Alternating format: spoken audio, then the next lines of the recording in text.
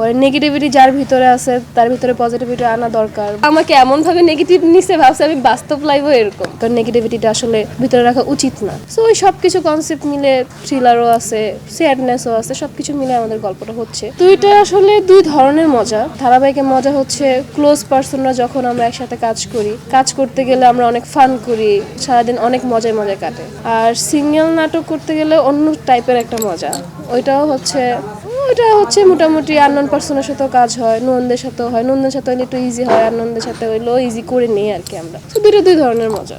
ক্যামেরার সামনে যখন কাজটা করা হয় তখন সামটাইমস আমাদেরও ফানি লাগে, বা আমরা সামটাইমস ইমোশনালও হই, সিরিয়াসও হয়ে যায়। সো এই সিনগুলো অনেক ডিফিকাল্ট। অনেক সময় আমাদের অনেকের গায়ে ব্যথাও লেগে যায়, আমরা নিজেরাও ব্যথা পাই।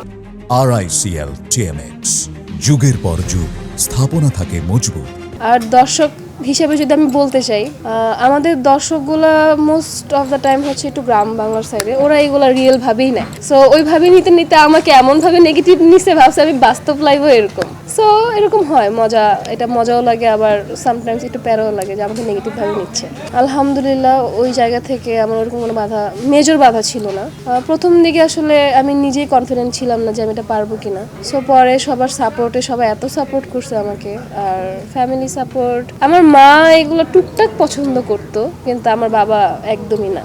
প্রথমে জানতো না, পরে সবাই অ্যাপ্রিসিয়েট করতেছে, ওটা দেখে আস্তে আস্তে ওকে, এখন আলহামদুলিল্লাহ আমার কোনো বাধা নাই। সিচুয়েশন আসলে ব্যাপারটা হচ্ছে কি, আমি যেটা ফুটায় তুলতে পারবো বেশি, সবাই এটা নিয়ে কাজ করতে যাবে।